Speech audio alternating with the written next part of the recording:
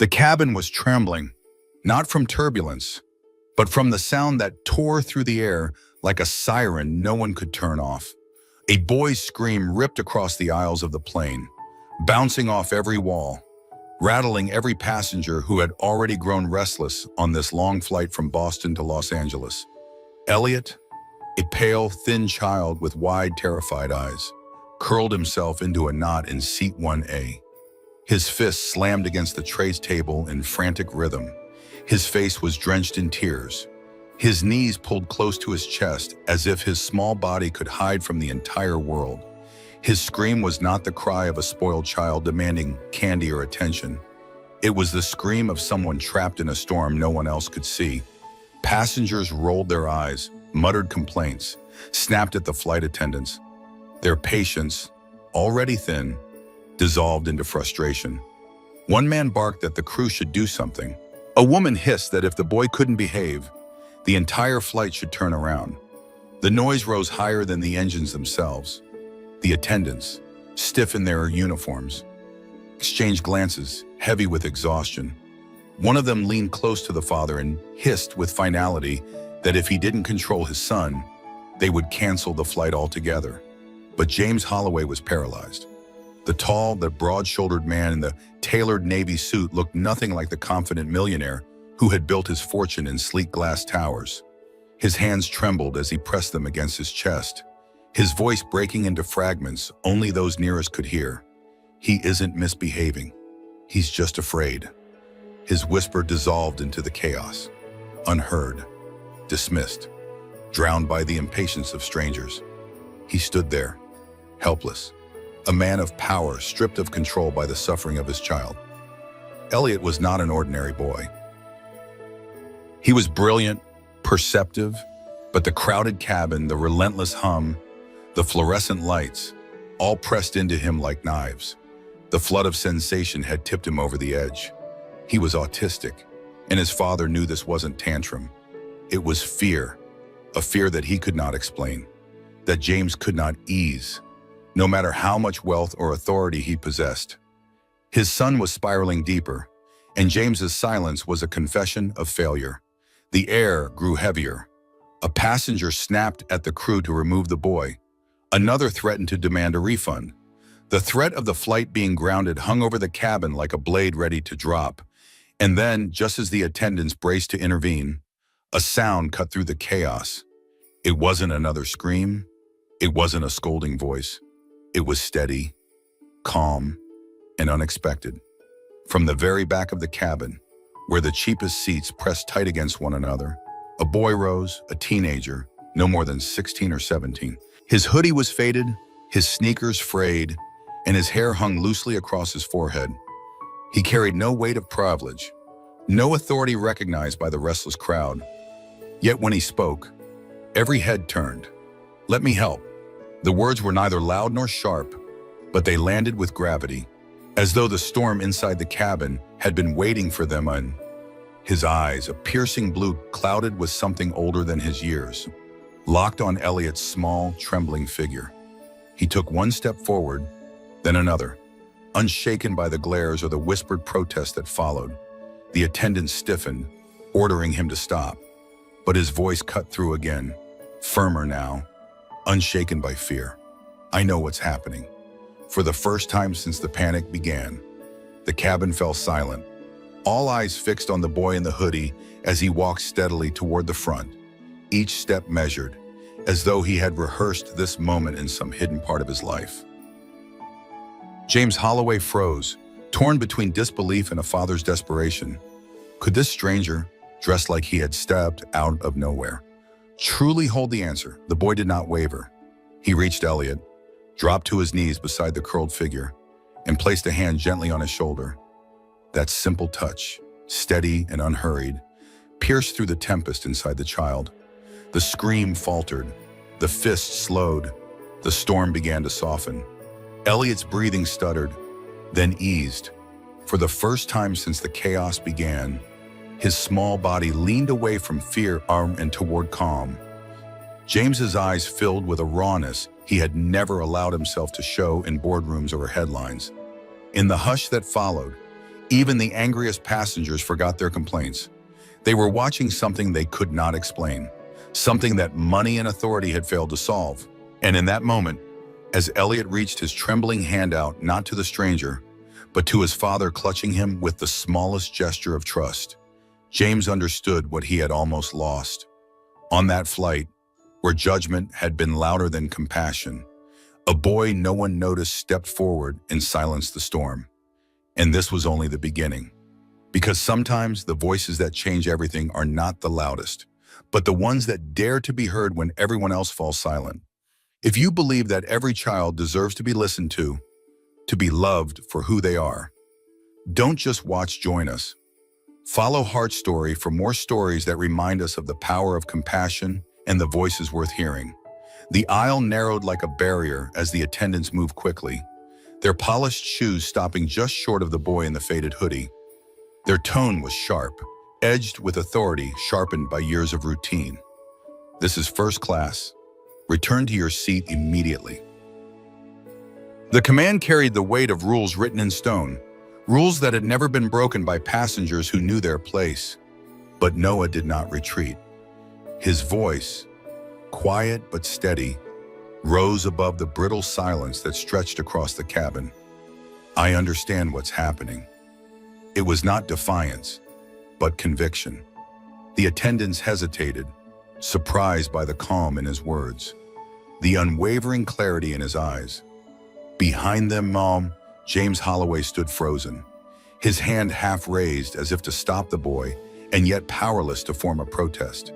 His world had always been measured in contracts and control, but here, in front of his trembling son, he was no longer the man with answers. He was only a father on the edge of despair. Every passenger leaned forward in unspoken tension. Their anger, once directed at Elliot's screams, shifted to curiosity, then to uneasy anticipation. They watched the stranger kneel down beside the child no one had been able to comfort. Noah lowered himself slowly, as if approaching a wounded bird that might scatter at the slightest movement. His hand hovered for a breath, then settled gently on Elliot's shoulder. Something shifted. The rigid fist that had pounded against the tray stilled. The shrill cry cracked, then faltered, dissolving into uneven sobs. The boy who had been locked inside his panic drew in a breath that did not break apart but lingered, long enough to steady his chest. Elliot's small body, curled like a fist, began to loosen. James's throat tightened. He had spent years trying to control the storms that overtook his son. Doctors, specialists, endless therapies. Yet all it took now was a stranger with nothing but patience and touch. James's eyes blurred, his composure unraveling in front of the strangers he had once tried to impress. The cabin, too, transformed. The faces that had twisted with irritation softened into something else: guilt, wonder, the shame of not understanding what they had witnessed. The hum of the engines was no longer drowned by screams, but carried the fragile quiet of a boy reclaiming his breath. In that stillness, James whispered the question that had burned through him. How did you do that? His voice trembled, half in awe, half in surrender. Noah's answer was steady, his words not crafted to impress, but to explain. You were too close. Your panic fed his panic. He needed space and someone to understand without fear. It was not accusation, but truth. James felt the sting of it settle into his chest. For years he had met every meltdown with control, every fear with urgency, every silence with pressure to speak. He had believed his wealth could fix anything. His presence could force calm. But his son's world did not bend to money or power. Elliot's world bent only to patience and acceptance. The moment crystallized when Elliot, still trembling, lifted his hand, not toward Noah, but toward his father. The gesture was small, almost invisible, yet it carried the weight of everything unspoken between them. James's chest broke open as he felt those fingers wrap around his own. A connection not built on control, but trust. Around them, the passengers were silent. Some looked away, ashamed of their earlier demands. Others blinked back tears they had not expected. No one reached for their phones now. They had been given something that could not be captured through a screen, the fragile beauty of a child finding safety in his father's hand. And in that moment, James understood a truth he had avoided for too long. His son was not broken. He was not a problem to be solved or a burden to be managed. Elliot was a boy with a heart that needed to be heard, not silenced. The lesson was written in silence rather than words. When fear meets fear, storms rise. But when fear meets understanding, storms quiet. That flight became a mirror, reflecting what it meant to see someone fully, not as a disruption, but as a human being. For James, for every passenger, it was a reminder that compassion is never wasted, and that the smallest hand reaching out can teach the greatest lesson about love. By the time the plane descended toward Los Angeles, the cabin had transformed into something unrecognizable from the chaos of hours earlier. The passengers no longer muttered about refunds or delays. Instead, they glanced toward the front row where a boy sat quietly, his head resting on his father's arm, his breathing steady at last. Elliot's storm had passed, and in its place was a silence more profound than any announcement over the loudspeaker. What no one inside the aircraft expected was how quickly the outside world would come rushing in. Phones had captured the moment when Noah knelt beside Elliot, when the screaming ceased, when a cabin of strangers witnessed calm emerge from panic. Those recordings traveled faster than the plane itself, pulsing across timelines and news feeds before the wheels touched the runway. By the time James led his son down the jet bridge, cameras were already waiting. Reporters pressed forward, microphones extended like weapons disguised as curiosity. The crowd was not after the millionaire in the tailored suit. They wanted the boy in the faded hoodie. Who are you? Are you a therapist, a doctor? How did you know what to do? Their questions came sharp, hungry, eager to frame him as an expert, a prodigy, or some miracle healer. But Noah shook his head slowly, the hood slipping back to reveal the tired lines of someone far older in experience than his age allowed. His voice did not rise to meet the frenzy. It remained even, grounded, carrying a truth that cut deeper than any headline. I had a brother once. He couldn't speak either. He was gay. He would scream like that too, and no one ever listened. The words dropped heavy into the air. Reporters fell silent, their microphones hovering uselessly, as if language itself had been knocked from their mouths. Around them, onlookers who had craned to catch a story felt their own questions dissolve into unease. It was not a tale of expertise or science. It was a confession written from grief, from love, from the memory of a sibling whose pain had gone unseen. James Holloway stood a few steps behind, his eyes fixed on the teenager who had revealed so much with so little. Inside his chest, shame twisted sharp. He thought of the nights he had pressed Elliot to be stronger, to hide parts of himself that might invite judgment. He remembered the way he had flinched when he noticed his son reaching for things painted in colors society called too bright, too soft. Deep inside, James had known that Elliot's truth included more than autism.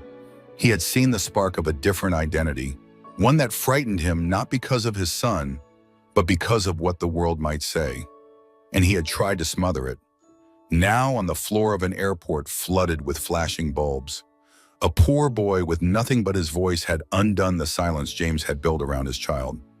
Passengers who had been on the flight began to murmur. Some recalled their earlier anger with visible shame, realizing that their impatience had blinded them to what was unfolding in front of them.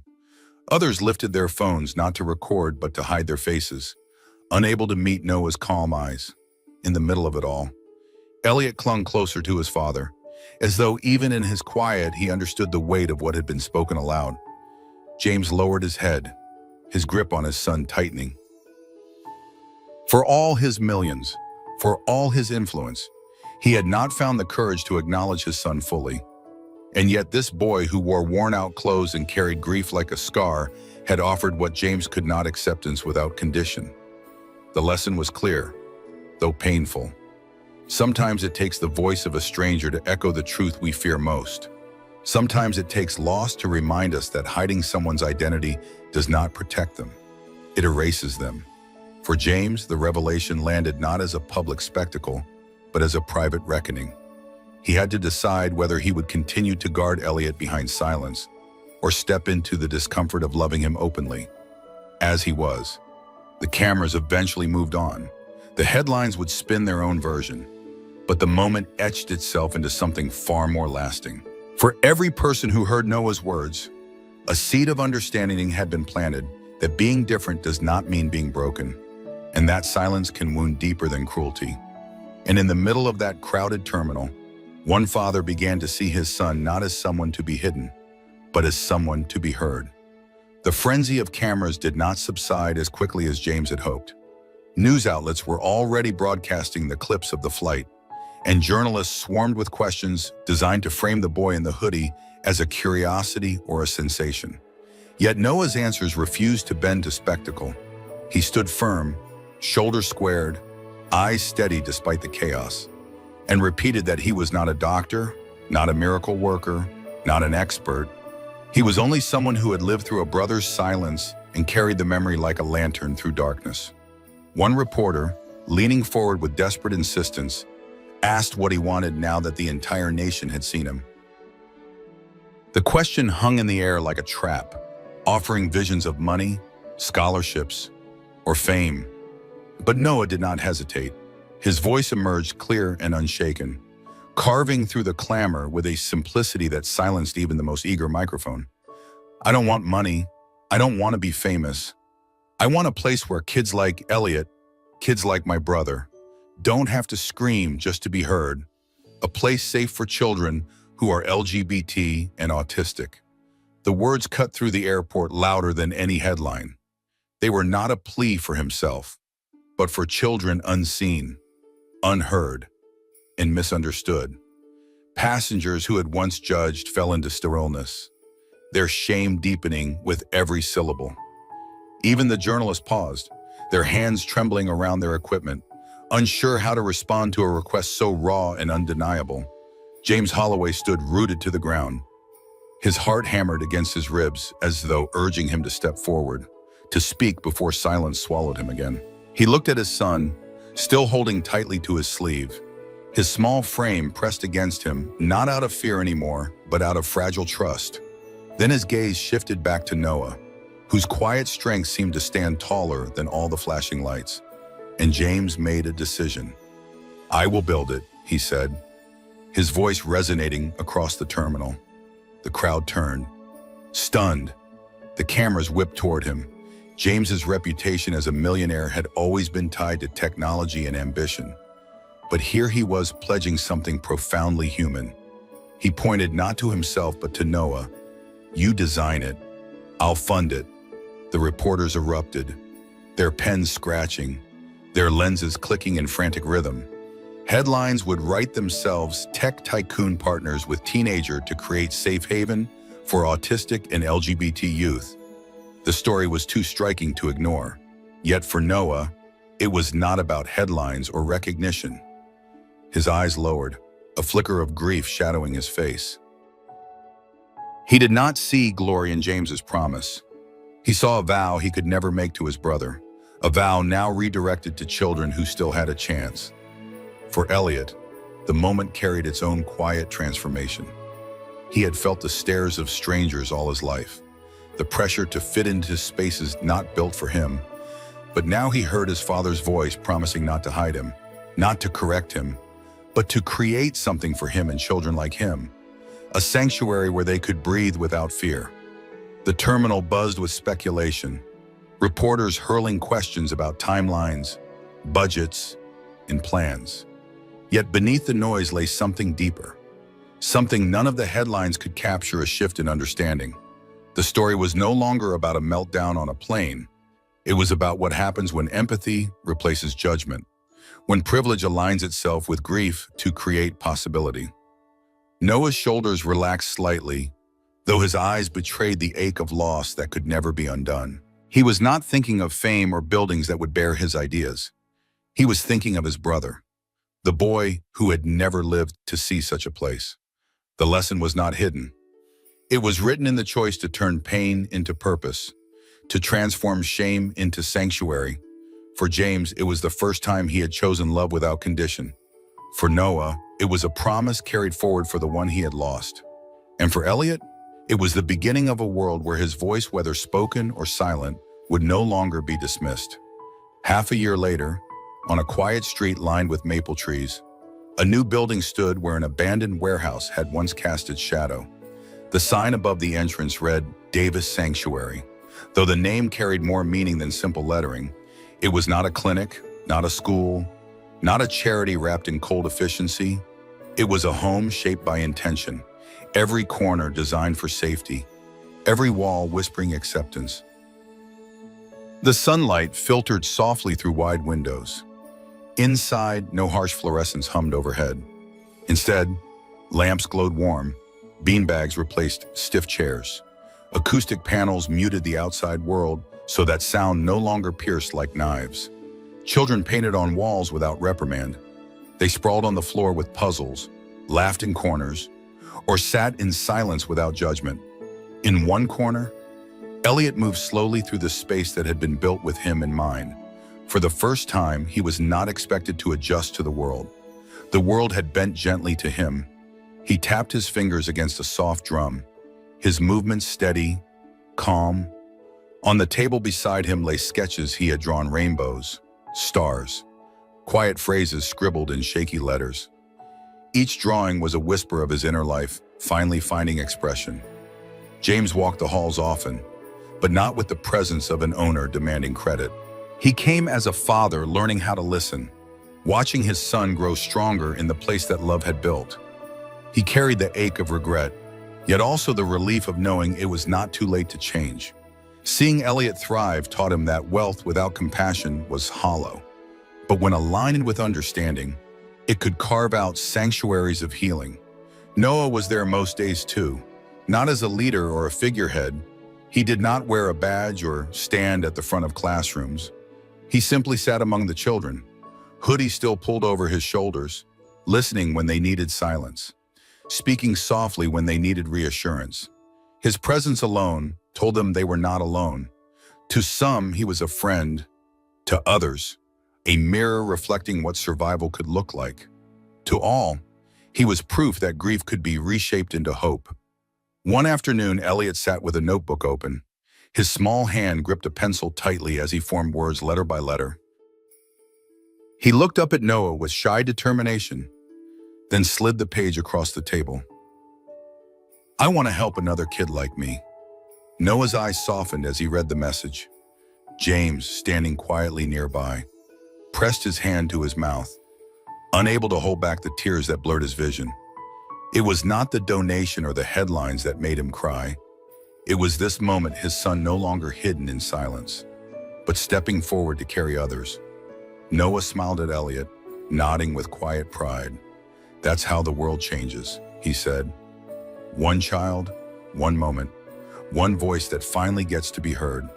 The sanctuary did not erase the past, but it rewrote the future.